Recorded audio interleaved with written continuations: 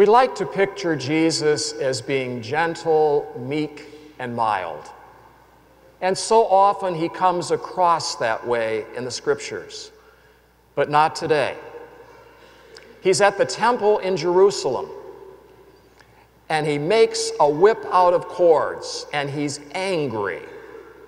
And he throws out those who are selling animals and those who are changing money.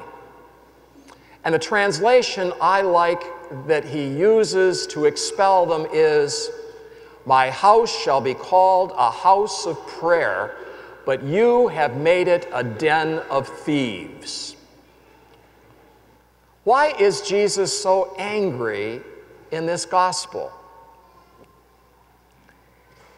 It was not because of the presence of people selling animals for sacrifice or people exchanging Roman money for temple currency. That was part of Jewish practice and heritage. Animal sacrifice was used in the temple as part of worship. People coming in from long distances found it difficult to bring animals with them on their journey. So as a convenience to them, they could buy an ox or a lamb or some doves for sacrifice right there. They did not use the Roman coins for currency in the temple because on the Roman coin was the picture of the emperor. And the emperor had declared himself to be a god. He was a pagan. So the currency that was used in the temple was its own. They would exchange the Roman currency for temple currency. Now, why was Jesus so angry? For this reason. People that were selling the animals for sacrifice had raised the prices far more than they should. And they were gouging the people for their animals for worship. And the people that were exchanging the Roman currency for the temple currency had hiked up the rate of exchange so much that it was unfair to them. The people were being gouged by their own people. Jewish people were being unjust to other Jewish people, all in the name of temple worship. That caused Jesus to be angry and to expel them from the temple for exploiting their own people. Now, does that ever happen in the Christian family, where we are all brothers and sisters? Does one Christian ever treat another Christian badly? Does one Christian ever treat somebody outside of our church circles badly? I wish I could tell you that that never, ever happens. But you know as well as I do that sometimes it does. But that's not how the Lord wants us to behave as members of His beloved family.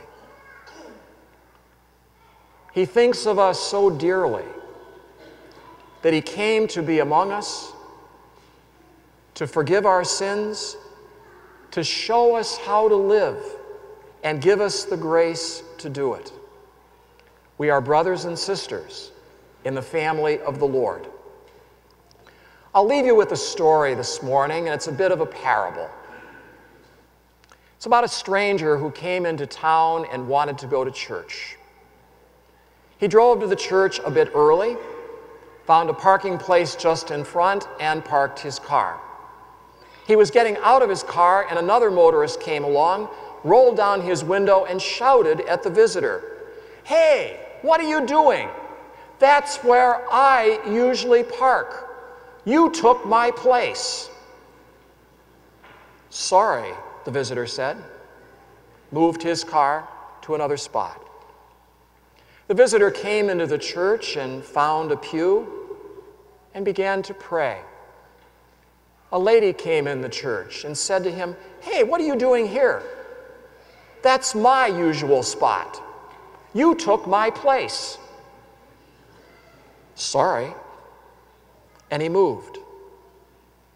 Mass got started, and people began to notice that the stranger's hands had nail marks in them, and his sandaled feet also had marks of nails. And they said to him, "Who are you? What's going on?" And he stood up and looked at all of them and said, "I took your place."